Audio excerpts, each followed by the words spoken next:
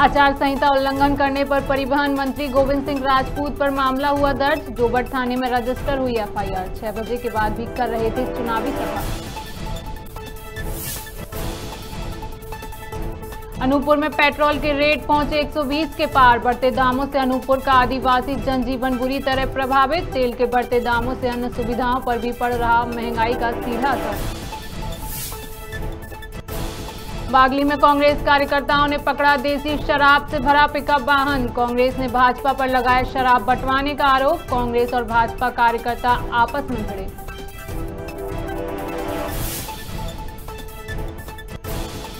बहुचर्चित व्यापम घोटाले पर बनेगी वेब सीरीज। केंद्रीय मंत्री अरुण यादव ने ट्वीट कर वेब सीरीज पर जताई आपत्ति। लिखा, शिक्षा जैसे क्षेत्र का नहीं होना चाहिए व्यापार।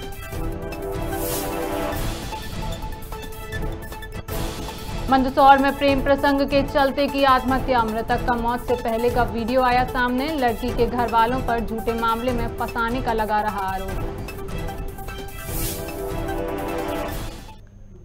नमस्कार, आप देख रहे हैं खबर भारत और मैं हूं आपके साथ शिवांगी। चलिए बढ़ते हैं खबरों की ओर। परिवहन मंत्री गोविंद सिंह राजपूत द्वारा आचार संहिता का उल्लंघन करने पर एफआईआर दर्ज की गई है। धारा 188 के तहत कार्यवाही कर थाना जोबट में यह एफआईआर रजिस्टर की गई है। मंत्री गोविंद सिंह राजपूत 27 अक्टूबर को शाम 6 बजे बाद ग्रामीण अंचल में चुनावी सभा कर रहे थे, जिसका वीडियो भी देर रात कांग्रेस पार्टी के कार्यकर्ताओं ने सोशल मीडिया पर वायरल किया था। कांग्रेस पार्टी की शिकायत करने पर कार्रवाई हुई है।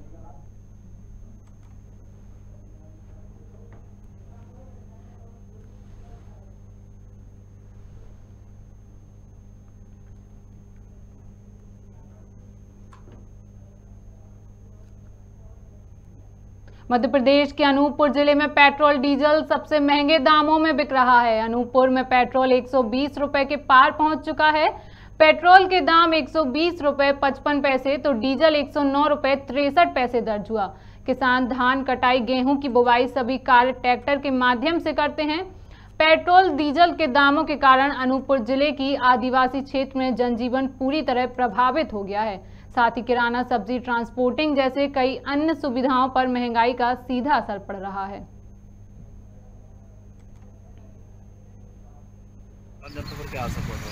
असर तो भैया मुझ पर बहुत ज़्यादा पड़ रहा है। हम नई नई गाड़ी खरीद ली किस्त में और इतना ज़्यादा बढ़ रहा है डीजल कि हम लोग क्या करें बताइए।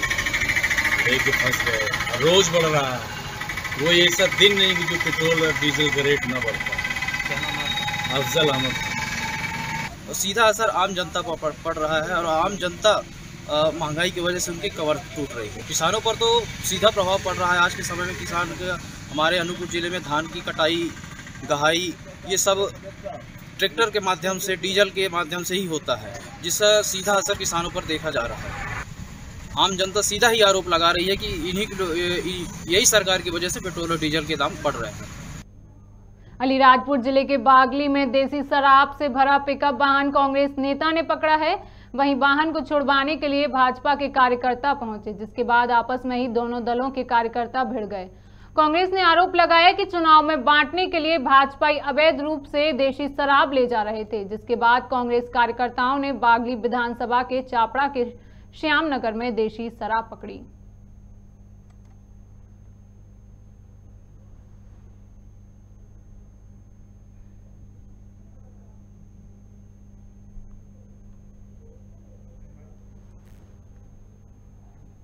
बहुचर्चित व्यापम घोटाला फिर से खबरों में छाने वाला है। दरअसल जल्द ही व्यापम महाघोटाले से जुड़ी web series the whistle blower आने वाली है, जिसे लेकर पूर्व केंद्रीय मंत्री अरुण यादव ने ट्वीट कर आपत्ति जताई है और कहा कि शिक्षा जैसे क्षेत्र का व्यापार नहीं होना चाहिए, जिसमें भाजपा सांसद रवि किशन अहम भूमिका में नजर आएंगे।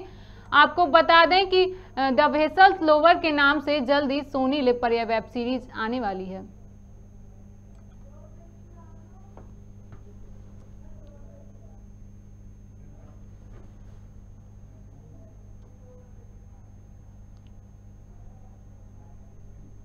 बीजेपी प्रदेश कार्यालय में चुनाव प्रबंधन समिति की बैठक आयोजित की गई, जिसमें 30 तारीख को होने वाले उपचुनाव के लिए मतदान को लेकर रणनीति पर चर्चा की गई। चुनाव प्रबंधन समिति के संयोजक और नगरीय प्रशासन मंत्री भूपेंद्र सिंह ने कहा कि बैठक में 30 तारीख को होने वाले मतदान को लेकर चर्चा हुई है। प्रबंध समिति के सदस्यों को एक एक विधानसभा की जिम्मेदारी सौंपी गई है, जो बूथ अध्यक्ष से आज बात करेंगे और तैयारियों की जानकारी लेंगे।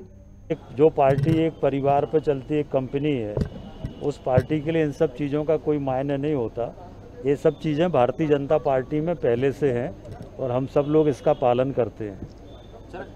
आज चुनाव प्रबंध समिति की बैठक हुई है और चुनाव प्रबंध समिति में जो अभी तक का अभियान था, उस सब अभियान की हम लोग समीक्षा करते हैं। वो समीक्षा की है और आज से हमारे सभी बूथ, और उसको हम लोगों ने जो स्लोगन दिया है कि आओ मिलकर दीप जलाएं, घर घर में कमल खिलाएं, इस स्लोगन के साथ कार्यकर्ता घर घर 2 दिन जाएंगे और 30 तारीख को सभी लोग मतदान करें, इसकी अपील करेंगे। सर, ये नई मंदसौर के भानपुरा थाना क्षेत्र के सादलपुर गांव में 25 अक्टूबर को एक युवक ने प्रेम प्रसंग के चलते आत्महत्या कर ली।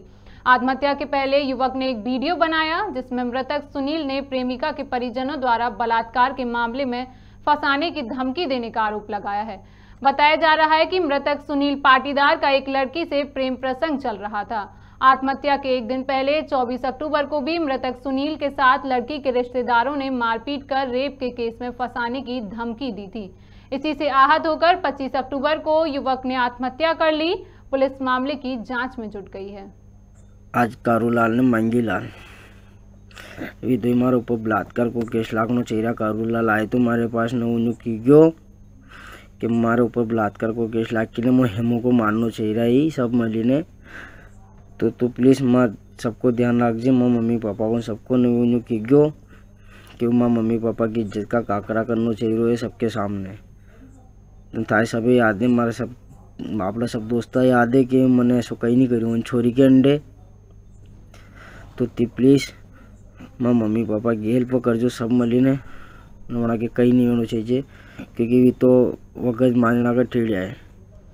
मैंने त्रिकारा दी उनके बावजूद भी वहाँ की अक्ल नहीं लगी बाहर तक न तो फिर भी माँ पापा मम्मी की ध्यान रखजे वहाँ के कहीं भी होना चाहिए न सभी की दीजिए अपना दोस्त है ने इसमें मरकान किए हैं और साथ में परिवार के स्टेटमेंट ले रहे हैं और ये बात अभी सामने नहीं आई है कि कोई वीडियो वाली बात होगी तो उसमें भी कार्रवाई करेंगे। लेकिन प्राइमा फेसी अभी तो यही लग रहा है कि कोई उसका व्यक्तिगत मैटर था, किसी के साथ वो इन्वॉल्व था और उसके साथ उसको ना हो पाने के कारण उसने सुसाइड कर लिया। मंदसौर जिले के पिपलिया मंडी में बहन भाई के पवित्र रिश्ते को तार-तार करने वाला एक घिनौना मामला सामने आया है, जहां युवक ने अपने सगी बहन के साथ जबरदस्ती करने की कोशिश की, जिसके बाद पीड़िता ने अपने सगे भाई के खिलाफ पिपलिया मंडी थाना में शिकायत की। वहीं महिला डेस्क प्रभारी सब इंस्पेक्टर जया भारद्वाज ने मामले पर कहा कि आरोपी भाई के खिलाफ अनेक धाराओं के साथ बाल लैंगिक अपराधों का अधिनियम 2012 के तहत प्रकरण दर्ज कर आरोपी को गिरफ्तार कर लिया है। 26 तारीख को पीड़िता उसकी मां और भाई के साथ में, छोटे भाई के साथ में थाने पर आई थी। उसने रिपोर्ट की कि जो उसका सगा भाई है उसने उसके साथ में गलत काम किया है। घटना उसने ऐसी बताई कि उसके पिताजी का स्वर्गवास हुए 6 साल हो चुके हैं और जो पीड़िता है उसकी माँ और पीड़िता से बड़ा भाई आयुष, ये दोनों मजदूरी करते हैं। पीड़िता की माँ और उसका भाई आयुष, ये दोनों मजदूरी करते हैं और वहीं कमरे में इसको बुलाया, अपने पास में बिठाया और फिर इसके साथ में धीरे धीरे इसको गलत तरीके से टच करते हुए फिर इसने इसके साथ में अपनी सगी बहन के साथ में गलत काम किया। लड़की ने कहा कि पीड़िता ने कहा कि मैं जो भी बात है अपनी माँ को बताऊंगी और बताऊंगी कि तूने मेरे साथ गलत काम किया है। तो भाई है, मारपीट करता है, तो इसने धमकी देके बोला कि अगर तूने मम्मी को कुछ भी बताया तो मैं तुझे जान से ख़त्म कर दूंगा या तेरे साथ फिर। आरोपी को आज गिरफ्तार किया है। आरोपी से जो पूछताछ की थी तो उसने बताया कि उस समय वो मतलब अश्लील वीडियो देख रहा था। छत्तीसगढ़ में चल रहे राष्ट्रीय आदिवासी नृत्य महोत्सव के आयोजन पर सांसद राहुल गांधी ने शुभकामना संदेश भेजा। गांधी ने अपने शुभकामना संदेश में देश के आदिवासी कलाकारों को एक मंच प्रदान करने के लिए छत्तीसगढ़ शासन को बधाई दी है। साथ ही उन्होंने कलाकारों को अपनी अनूठी सांस्कृतिक और परंपराओं को प्रदर्शित करने के लिए धन्यवाद दिया।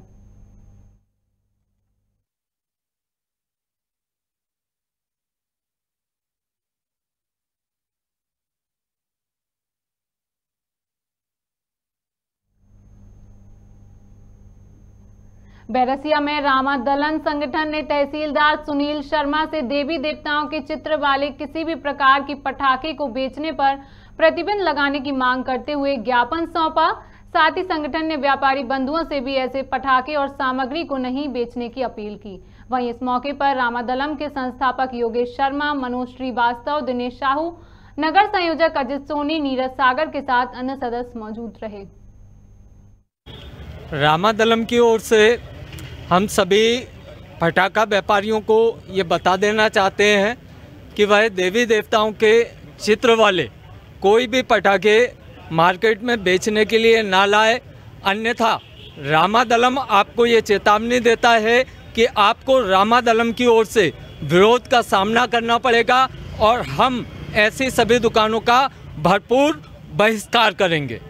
जय जय श्री राम।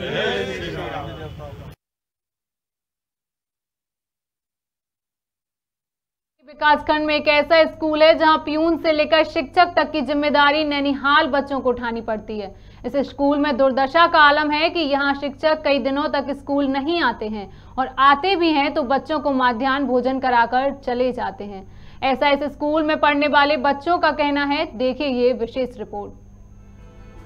शिक्षा की अलख जगाने के लिए नारे और स्लोगन तो ऐसे बनाए जाते हैं कि मानो शिक्षा विभाग के अधिकारी बहुत ज्यादा संवेदनशील हो गए हैं, लेकिन उनकी संवेदनशीलता का उदाहरण सरगुजा जिले के ग्राम पंचायत चिपरकाया के प्राइमरी स्कूल मुर्ताडाड़ में देखने को मिलता है। जिले के बतौली विकास खंड के दूरस्थ गांव मुर्ताडाड़ के इस प्राइमरी स्कूल में 56 बच्चे पढ़ते हैं। 56 नैनीहालों का पढ़ाने के लिए केवल एक शिक्षक है। वह भी कभी कभी स्कूल आते हैं और मध्याह्न भोजन कराकर चले जाते हैं। पढ़ाई का स्तर ऐसा कि 5वीं के बच्चे ABCD भी ठीक से नहीं पढ़ पा रहे हैं।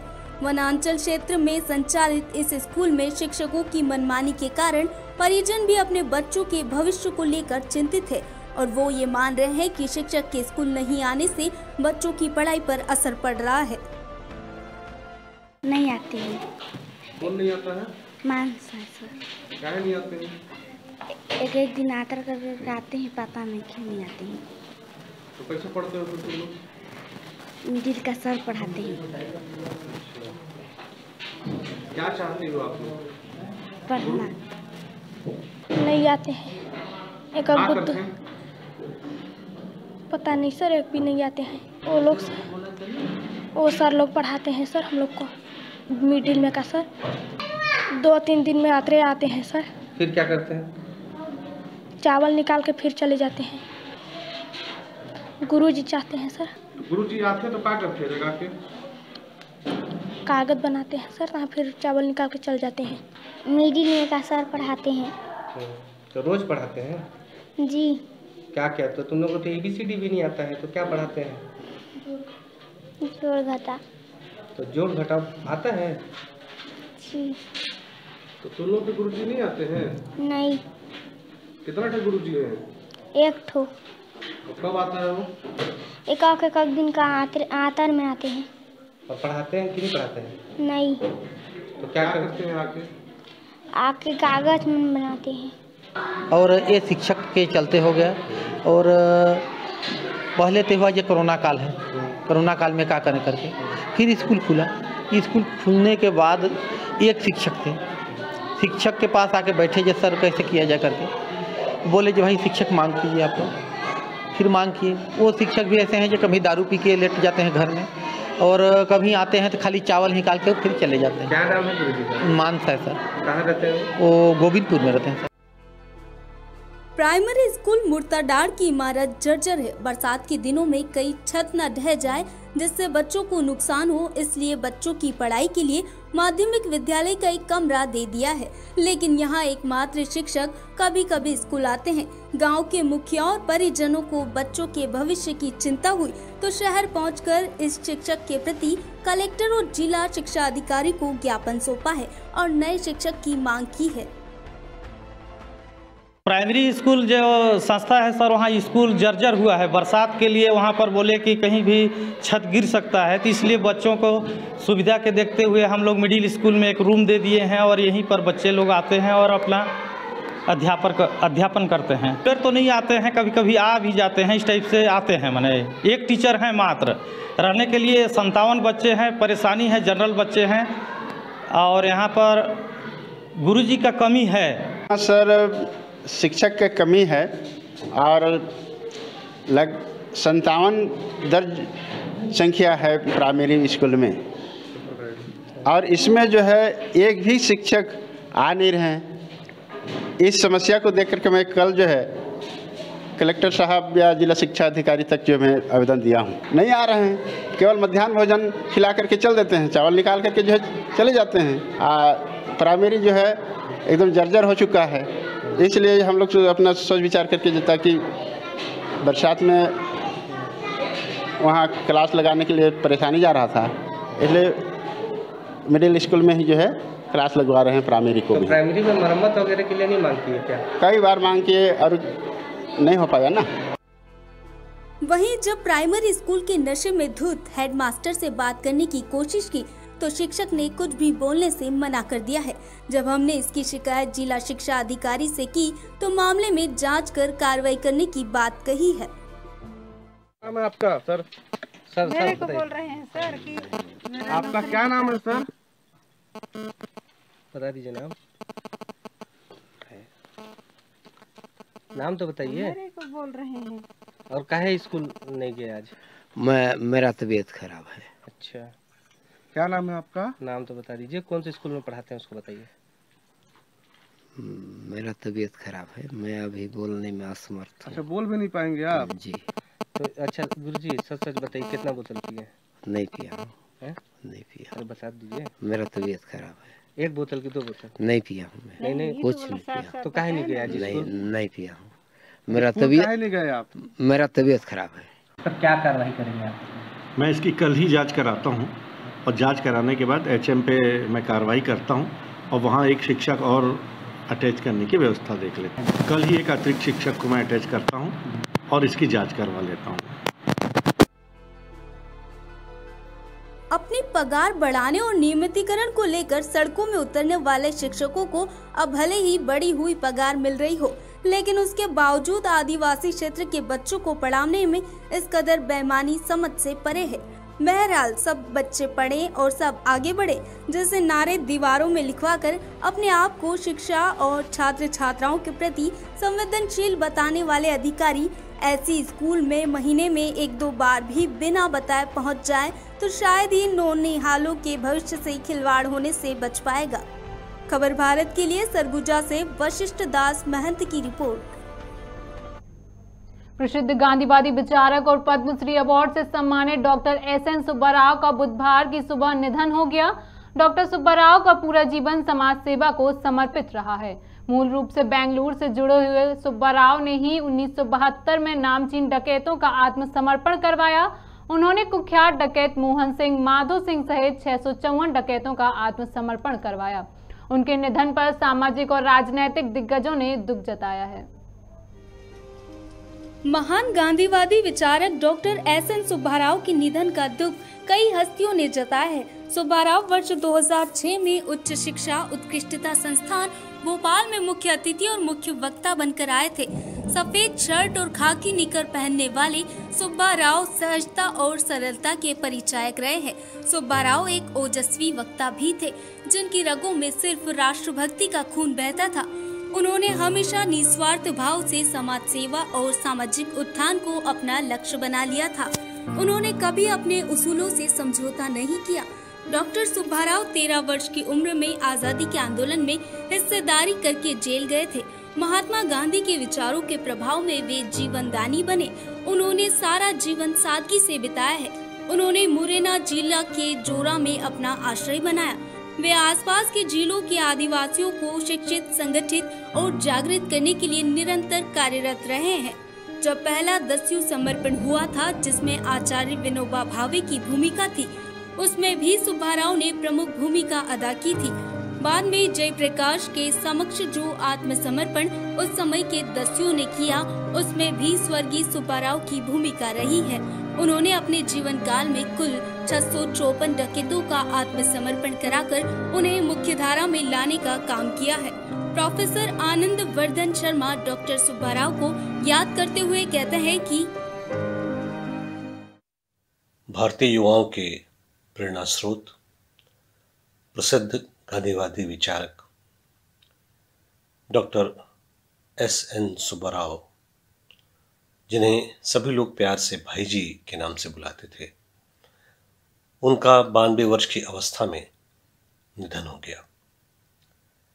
ऐसे तो सुब्बाराव जी का जन्म कर्नाटक में हुआ, लेकिन वास्तव में वे पूरी दुनिया के थे, भारतवर्ष के थे। दर्जनों भाषाओं के ज्ञाता, उन्हें धारा प्रवाह बोलने वाले सुब्बाराव जी के भजन लगातार युवाओं को प्रेरित करते रहेंगे। अपनी कुल 13 वर्ष की उम्र में उन्होंने भारत छोड़ो आंदोलन में भाग लिया और तब से लेकर आजीवन देश सेवा में लगे रहे। स्वर्गीय डॉक्टर S.N. सुब्बाराव को मैं कांग्रेस पार्टी के समस्त कार्यकर्ताओं, माननीय कमलनाथ जी प्रदेश अध्यक्ष की ओर से विनम्र श्रद्धांजलि अर्पित करता हूं और उनके जो किए हुए काम हैं, जो समाज के लिए उन्होंने काम किए, जो गांधीवादी विचारधारा के लिए उन्होंने काम किए, वो सदैव हमारे दिलों में रहेंगे और स्मरणीय रहेंगे हमारे लिए। उन्होंने दस्युओं के खिलाफ जो है अभियान चलाया, उनको आत्मसमर्पण कराया। उन्होंने पहला गांधी आश्रम जौरा में बनाया, वो चंबल के गांधी कहलाते थे। उत्कृष्ट शिक्षा के लिए उन्होंने काम किया। गैर बराबरी जो समाज में है, छुआछूत है, उसके खिलाफ उन्होंने काम किया और लोगों को प्रेरित किया कि वो सब सामाजिक समरसता और छुआछूत दूर हो। तो वो गांधी जी का एक प्रतिबिंब थे। गांधीवादी विचारक श्रद्धेय सुब्बाराव जी आज हमारे बीच में नहीं रहे हैं। एक ध्येयनिष्ठ जीवन उन्होंने जिया, मध्य प्रदेश में मुरैना जिले की जौरा तहसील में उन्होंने अपने जीवन का आखिरी समय लंबा सेवा भाव में गुजारा। निश्चित रूप से एक कर्मशील व्यक्ति थे। जब डाकुओं के समर्पण का विषय आया था, तब भी उन्होंने एक महती भूमिका समाज सुधारक के रूप में अपनाई थी। मैं उनके चरणों में विनम्र श्रद्धांजलि अर्पित करता हूं। हालांकि दस्यु आत्मसमर्पण में सुब्बाराव को सरकार का सहयोग नहीं मिला था, बल्कि सरकार ने भारी मात्रा में सशस्त्र बल पहुंचाकर समर्पण करने वाले दस्युओं की एनकाउंटर करने की योजना बना ली थी और उस क्रांतिकारी आयोजन को एक प्रकार से रोक दिया था।